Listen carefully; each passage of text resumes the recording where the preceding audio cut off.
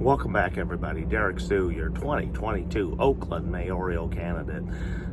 Today I want to talk about a real hot topic here in the city of Oakland. It's been the recent rash of crimes inflicted on Oakland Chinatown and its residents.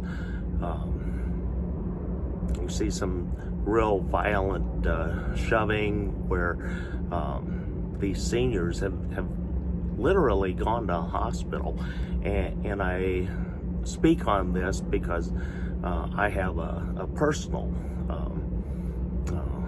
attachment to this, because my father back in 2008, he was a victim just like these seniors were. My father was 75 years old, and two assailants went to rob him, and he tried to protect himself, and they ended up knocking him unconscious and literally ripping his pants off of his body, and took his wallet, plus the keys to his car and his home.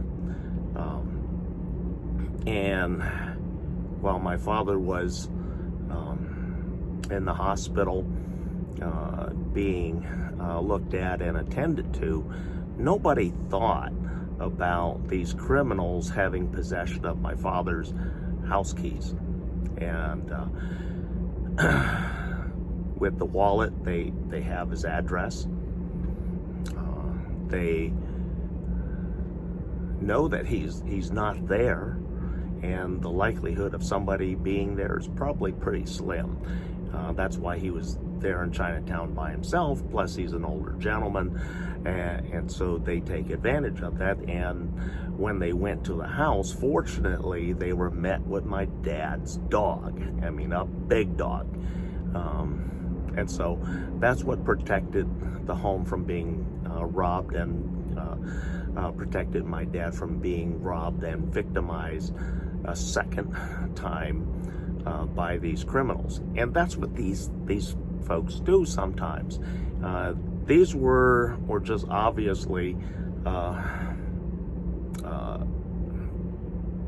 individuals that wanted to cause some mayhem, injuries, without thinking about the consequences of what they're doing, especially to a senior and a very vulnerable population. And in many times at this age, they don't walk very well. Their balance isn't very good, and unfortunately, in a lot of this age bracket, falls and shoves like this can be very devastating to one's body, or meaning broken bones. I've seen this time after time again. And so we want to encourage Oakland Police Department to really search these folks out, get them off the streets. They're dangerous. They think it may be funny. It's not funny when people are getting hurt. Like my father, he was victimized right there in Chinatown. He was shoved down. He is knocked unconscious. His pants ripped off of his body. They took his pants, took the wallet and the money, what little bit of money my father had in his pocket, the keys to his car and home, and victimized him a second time. So these are things that we have to really look at.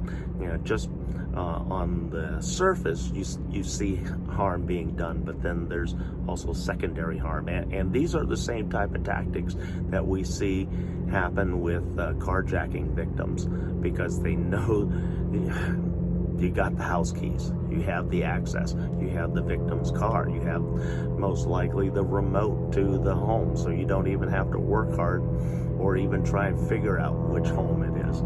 So these are the type of things that victims suffer through as a secondary attack. So we have to stop these individuals, and the $25,000 reward put up by Daniel Day Kim and the other actor, that's going to hopefully bring somebody forward to speak up and take these evil people off the streets.